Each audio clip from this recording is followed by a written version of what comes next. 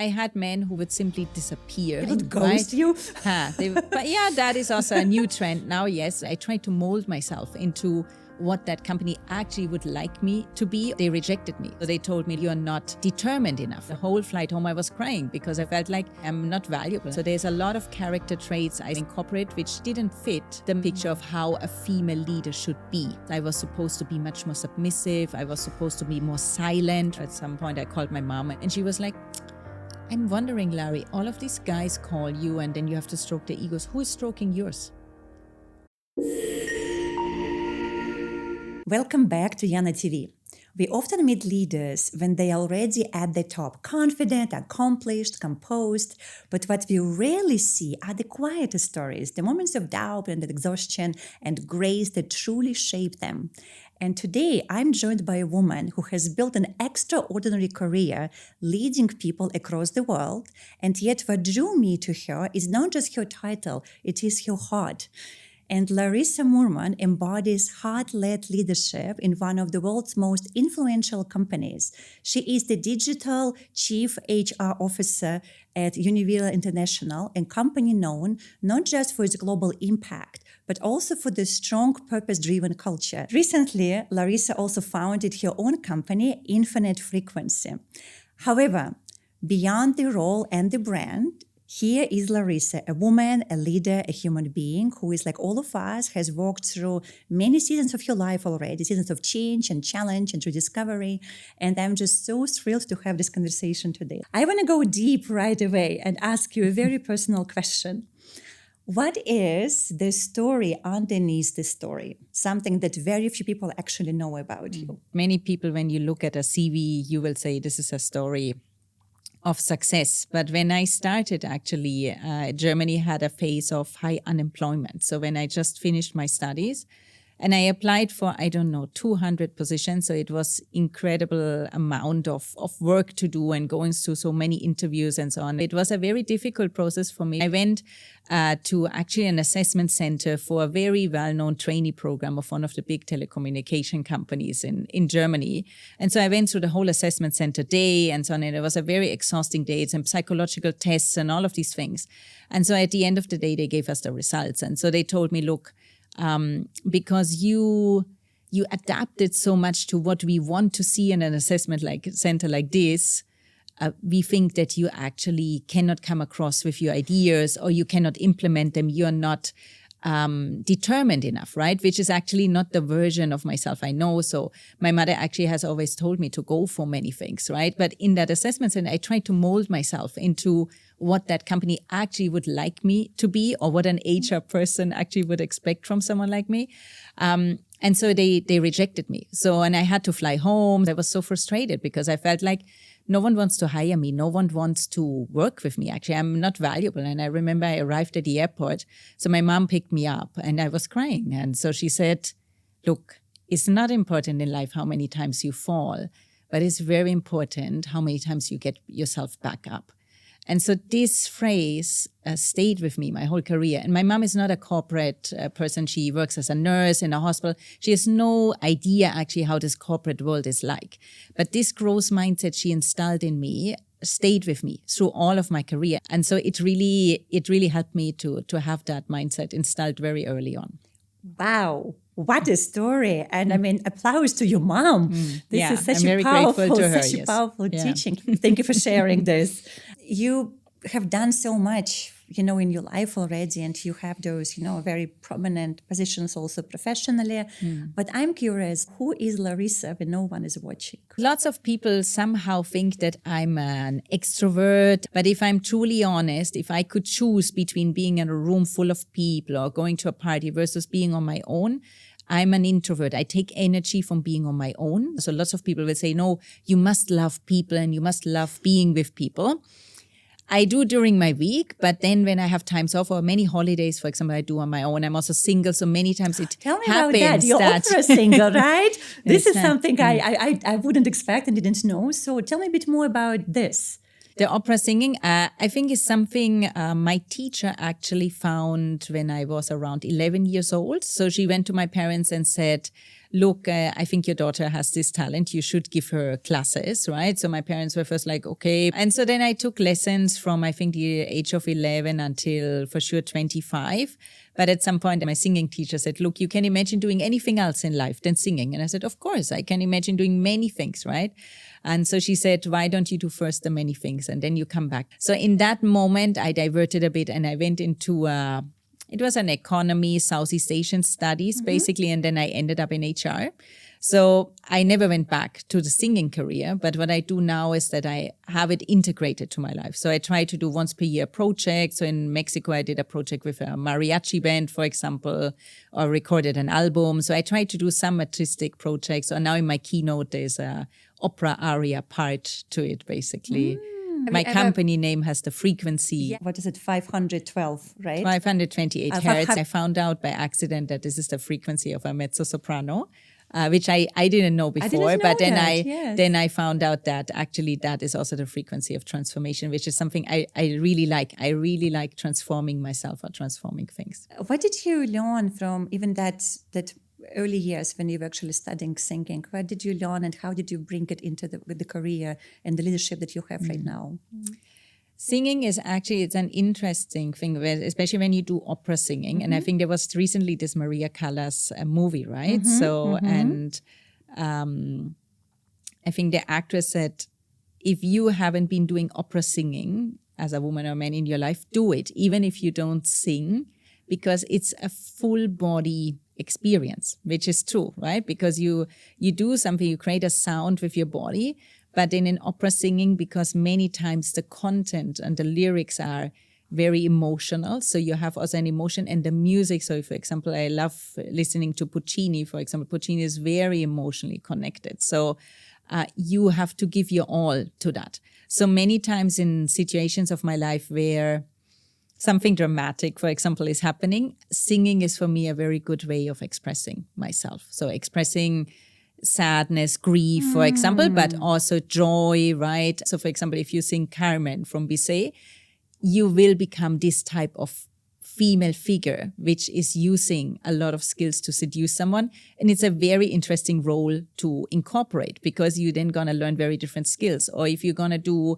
something from Puccini where most female figures are more, how do I say this, the victim of a coincidence, they were left by a guy or whatever. Or if you sing Turandot, which is actually this female figure which says, I'm choosing independence, I don't want to get married to anyone because my female ancestors got all betrayed by their husbands or actually experienced violence by their husbands, and hence I don't want to get married. So it's a very interesting journey to incorporate these female figures of opera because there's many dimensions. But I would like to ask, when you just look at your life, what was the moment when you feel really cracked you open and changed perhaps how you view yourself? I think for me, from a career perspective, the toughest experience was when I went to Mexico, and it was also from a personal perspective, the toughest one. So when I went to Mexico, it was actually, I started the assignment in January 2020, and in February, I think around that time hit COVID. So I went there one time for my onboarding for 1 week. I came back to Argentina. And then I got locked in. And then so I was locked into Argentina, I think almost 12 months. Then I went to Germany to see my parents over Christmas. I got locked in again. So until I actually landed in Mexico in the job, almost 1.5 years passed by. So I had to do the job virtually. Argentina also speaks Spanish. It's a different Spanish than Mexico. And so many words you use in Argentinian Spanish would be kind of impolite in Mexican. So I had to adapt that and do that fine tuning. So I burned myself in the beginning already many bridges because I was speaking a not very corporate Spanish somehow. And then because of the way how I am, as in like from a German perspective, I'm very direct, I'm very authentic, I will challenge things, right? So there's a lot of character traits I somehow incorporate which didn't fit the Mexican picture of how a female leader should be, especially in HR, right? So I was supposed to be very warm, very nurturing, almost like a mom figure-like, which is a role I, for example, don't know because I don't have children. And for me, that's not a role I normally play. To my leaders, I was supposed to be much more submissive. I was supposed to be more silent, right? Many female leaders would then teach me on how to work in that environment, which I actually said, I don't buy that. I don't want to be like that. So I watched one weekend actually this Mad Men series where you maybe know the secretary. So I adopted this behavior of the secretary from Mad Men for 2 weeks. My life was wonderful. Everything was smooth. People were happy with me and so on. So I realized, this is how I'm supposed to play. But for a long time, I was not able to convince myself that this would be, because I was like, but that's, we are in the 21st century. It's not how I want to be as a woman. And then I started to challenge a lot of things that were happening there. So for example, I was business partnering the ice cream business, and the ice cream business is a very blue collar heavy workforce, and I found out that they would work actually enormous hours, right? So I went and actually researched, is that actually allowed by the law? What is the Unilever policy on it? And I enforced that we would bring down the hours, which in the industry is not the case. So the whole industry works like that, right? So there is a law, but basically, and I said, but these are people which are humans as well. They have families, they drive trucks. It's actually a safety issue. So that didn't create a lot of joy with the local leadership. Let's put it like this, right? So I came in as a German, young woman, not speaking proper Spanish. All of a sudden, I was disrupting these things which were there for years and years, right? So in the end, I managed to bring change. So I changed, for example, their week from they would work Monday to Saturday, and I moved it to Monday to Friday. So this was the first time in 94 years, I believe, of this business existing, that we would bring that down by efficientizing sales routes, for example. So we implemented many of these things. And today, all of these agencies work like this. So that is my proud legacy. But it came at the cost of me actually burning a lot of relationships on the way. And by the end of that assignment, I was almost seen as a non-performing HR person, right? Because I upset many people in the circle of influence, which actually would have talked positively about me. My stakeholders were not so happy. So it was also very difficult for my line manager then to work with someone on your team who consistently disrupts the system, right? So I understood very late I could have done this much smarter and smoother for myself, right? And for the rest. So I think for me, that was a difficult moment. At the end of the assignment, or towards the end of it, Unilever did a restructuring. So they decided to change the setup, how the HR positions would be like. So my original position was eliminated. There were other positions, but for around 4 months, I didn't know if I have a position. So they told me my old position is gone. They plugged in my successors into the different roles. So my role was split up into different roles, but I had no role. So I was basically 4 months without knowing, well, am I employed here or not, and so on. So lots of people said, so relax, go to the beach, enjoy the beautiful beaches of Cancun and so on. But because when you lose your job, it's such an unnerving experience. You cannot relax yourself.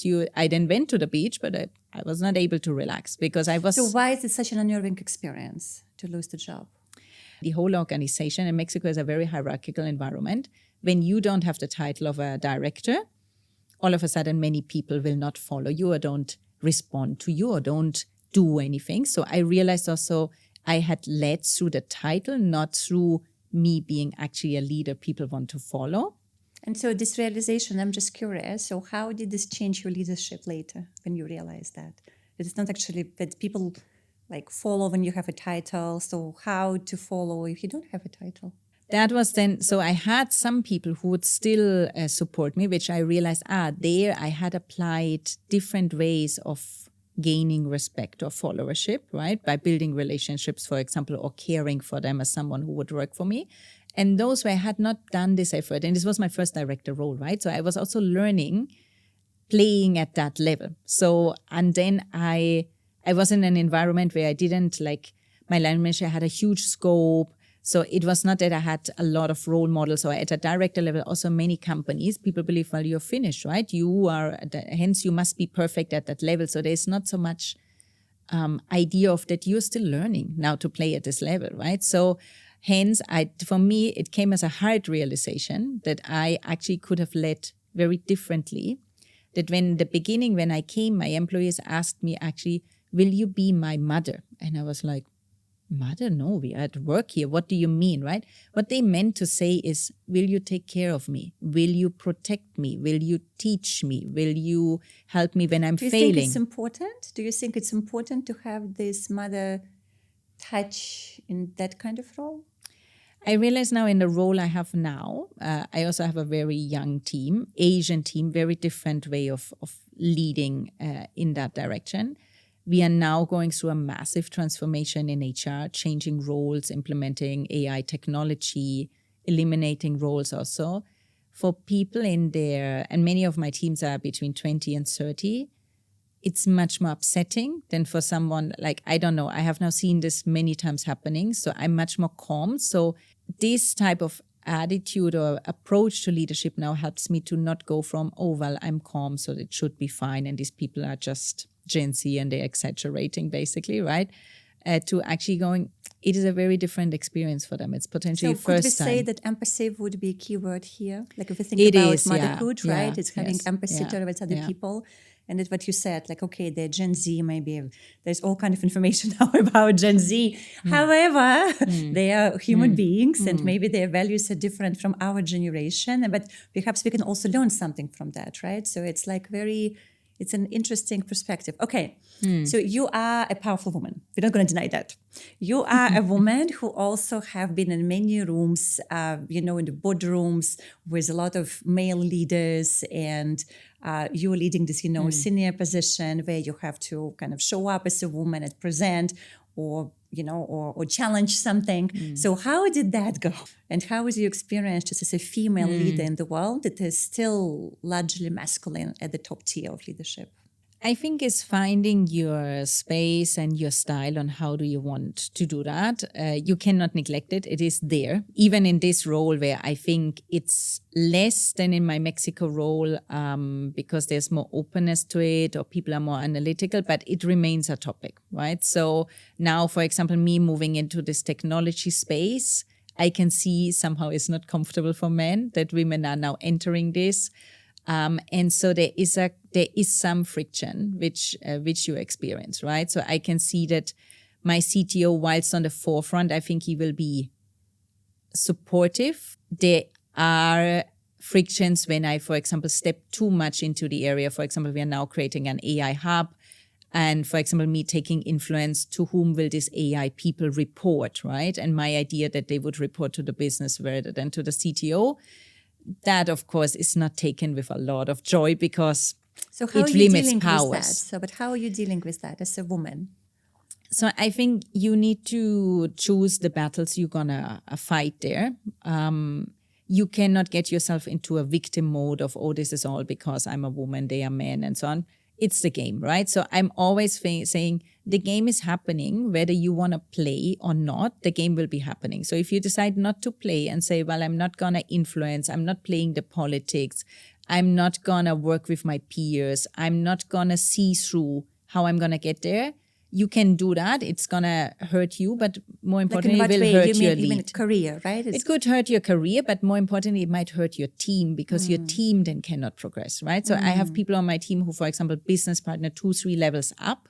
What I can see is the person will still treat me okay, but might then not treat well the person on my team. So if I'm not playing well the collaboration with my peers, then someone else will suffer from it. So could we say then for women who are in a leadership position, and I'm not saying it with any judgment or pushing, anyone's buttons, but just based on what you said. So if a woman chooses not to speak up, not to stand up, not to kind of, play the game, to go ahead, then innovation is also neglecting your team. You need to find the moment when you need to speak up and you're gonna push for something.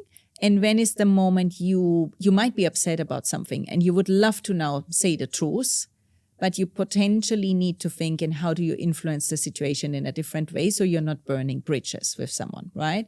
And I'm always saying we women are very skilled at managing egos, right? Because that's something you're taught for a long time.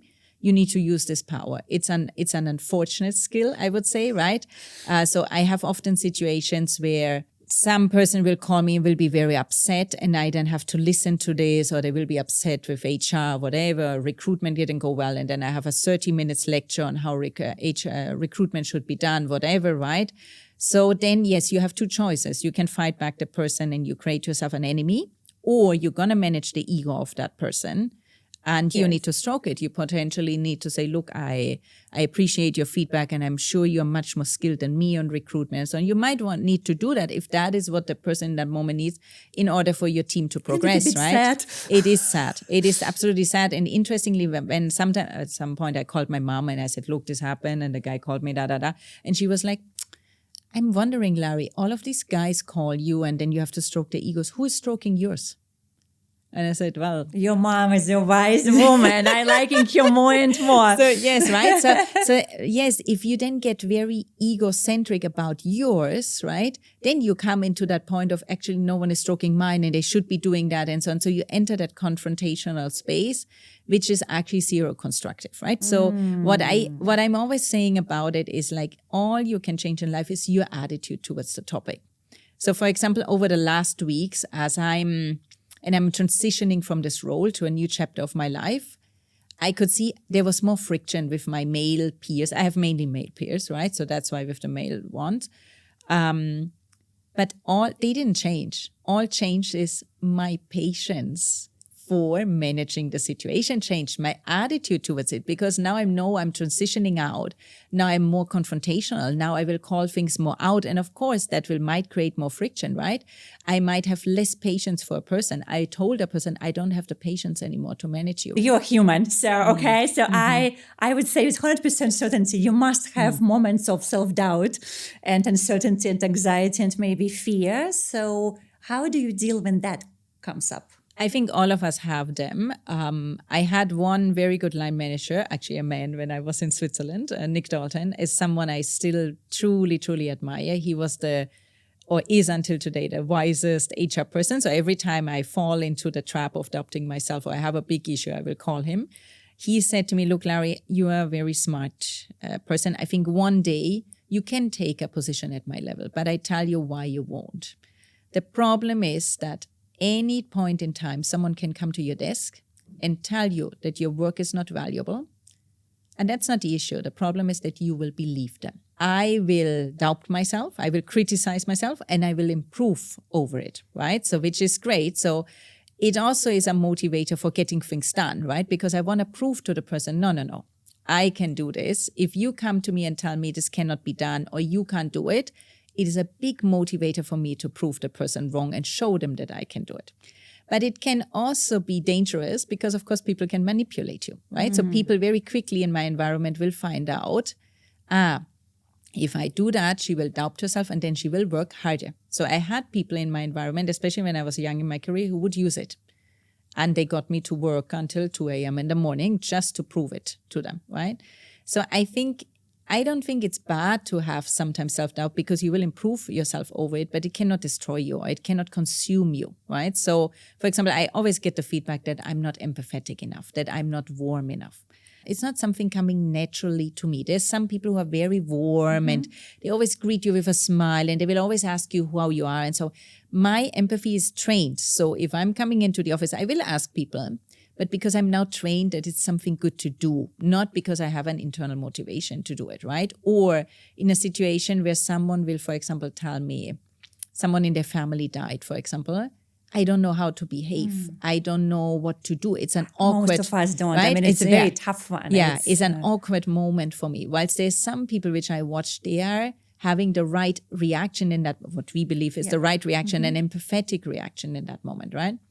I'm more performance and result oriented. So I will put results over relationship, right? Which in HR is also not helpful, right? You're a coach, you're a mentor, you're great with your team and so on. So especially in this role, I had at some point a 360, which said the absolute opposite, which actually showed me as a leader where even people would say, she's toxic because she's pushing us to a level which we cannot deliver, right?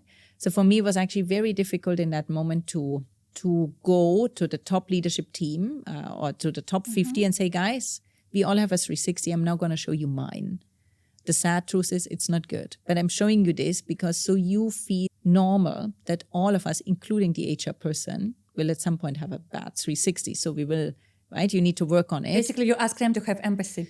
Exactly. Yeah. and wider understanding. But right? it was for me was difficult because you're not supposed to not have a bad 360 as a HR person because you're the teacher. You're supposed to be the best leader, right? So the only thing where I can relate it back is that I've been grown up in a household where my mom is a very resilient, very forward-looking, very persistent, very successful woman in her spectrum. I have rarely seen that my mom would cry or she would have You didn't see any vulnerability. or that she would give up on something. That's not something we would do. Which kind of brings me, to this next question. Often women in high leadership position, it is said that they have to choose between love and ambition. And I know it's a loaded, tricky question for every woman out there, but I'm still going to ask. So what is your experience with that? Have you felt that tension? Is it true for you? How do you feel about it? Many times if we are not able to form relationships, it's a mirror of ourselves, right? So, but what I have seen over the years is me moving so many different countries, changing my career, advancing in my career, potentially having a higher salary, a better car, a nicer home, whatever. It didn't really help me to find that partner. So what I found many times is that for men, it's difficult, or for the men I met at least, in order not to generalize, it was difficult for them to feel secure and confident on my side. So I have because then I have these attributes on top of it. I will challenge you. So I'm potentially not the most comforting female partner. And that it hindered me. So my mom always said, look, I think if you would be a stewardess, by now you would have found someone, right? I said, maybe, because all my past relationships at some point got married to someone who was not as advanced as they were in their career. And I'm not judging that for sure, because it's in relationship, it's not about what is your level, right? You also need to complement each other in different ways, right? Yeah. So there's actually a very nice study that came out now is that men, the more successful and admirable they get, the more women will be prone to them and they have more chances. For women, it's unfortunately the opposite. The more successful you get and the more admirable you are, less men will be attracted to you. I think it's still very difficult today to find a partner which will be in the mindset of that this is an equal partnership. Both of you can progress.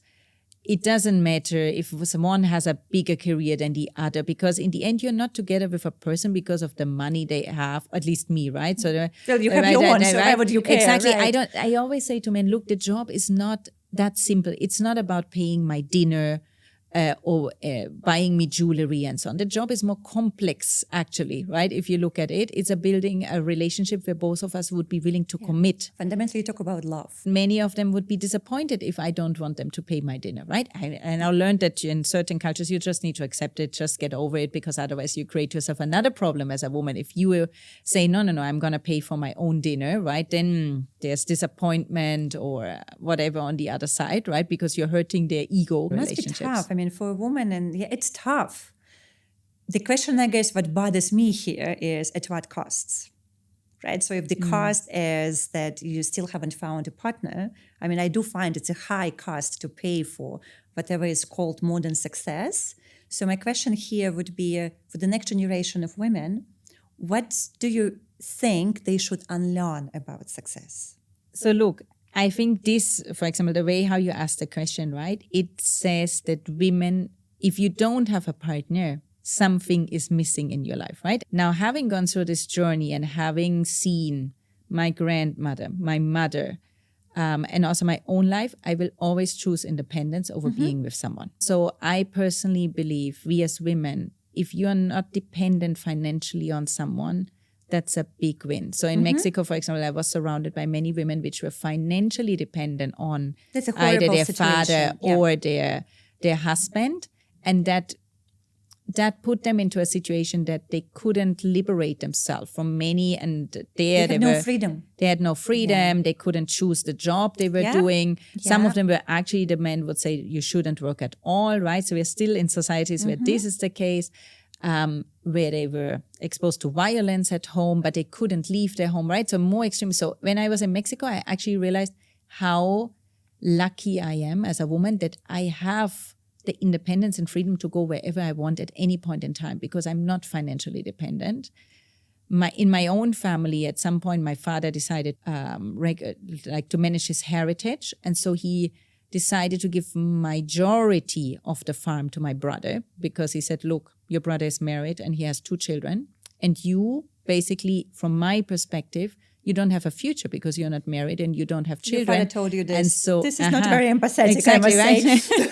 No, but it's not about that, right? So from his perspective, of course, makes sense because he would like the farm to continue and the person who has highest potential of doing that, because also my brother decided to stay in the village whilst I decided to go through 8 different countries, was him, right? So now this was a tough message for me. In that moment, I also realized that my father made decisions for my mom on how she will be taken care of when she's older, because he owns the house. And in Germany, not necessary as a wife, even if you live there for many years, you are the owner of the house. So if my father or my brother would have decided for her to leave the house, she would have needed to leave. So I asked my mom in that moment, hey, how do you want to spend your time when you actually retired? You want to be taken care of my brother or by someone else? You want to live in this house or not? And so she told me very clearly what she wanted. So I actually had to go and put that in place for her. So she had the right to do it, which showed me that we are still living in a society that when you are dependent on your husband, yes, this can be a trust relationship where you say, I trust this person and so on. But in the end, it was not that way. And they have been married for many, many years now. For me, that was a signal that I don't want to get myself into such a situation. So, of course, I do not have this partner. But if you now would ask me, would you prefer to be with a partner but not have this career, not being financially independent? I would say by no means. I would rather be in the situation where I am now, where I actually can do whatever I like. I can live in the country I want. I can take the job I want. My job here in Singapore is ending by end of this year. So I will be taking on a new position. And I have chosen to be in Spain because Spain is the place where I have bought myself a home. And after having been on the road for 16 years, so I think I moved every 2 to 3 years to a different country. I've been Germany, Switzerland, Spain, US, Argentina, Mexico, now Singapore. In between, I went a bit to Dubai, that's true, for a couple of months. And I go there very often because I think it's a very inspiring country when you look at all the technology and AI perspective. But for me personally, home now is Spain. So I bought myself an apartment there, actually in a small town, because I said I want to be in a place that's calm and where I can have roots, I can have friends, potentially find that partner. If you weren't working in HR or leadership at all, and besides also opera singing that now we know about you, what completely unexpected job you would love to do for 1 year? I do hope that by the age of 50, I don't have to be in any corporation or I'm not forced to be in some kind of job, but I can actually have a portfolio career where I can do whatever I like to do. And that's why I have created my own company where I said, okay, I want to have the ability to be one day a keynote speaker, next day I'm a coach, then I'm a teacher, then I'm going to do a project for someone, then I work for this industry, right? So the freedom of actually having the ability to do multiple things, opera singing could be part of it, or doing something artistic, right? And be able to express yourself, but also have a living from that. For me, that is the secret job. What's one small, silly thing that instantly lifts your mood, even in the darkest hour? I love meditating, actually. So there's a very powerful 5 minutes meditation you can do at any point in time. Or you go into a silver meditation where you put yourself very quickly into an alpha state.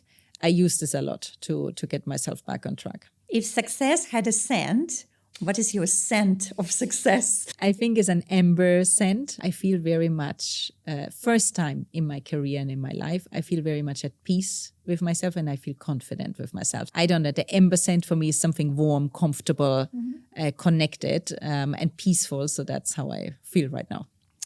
What was the last time you laughed or cried?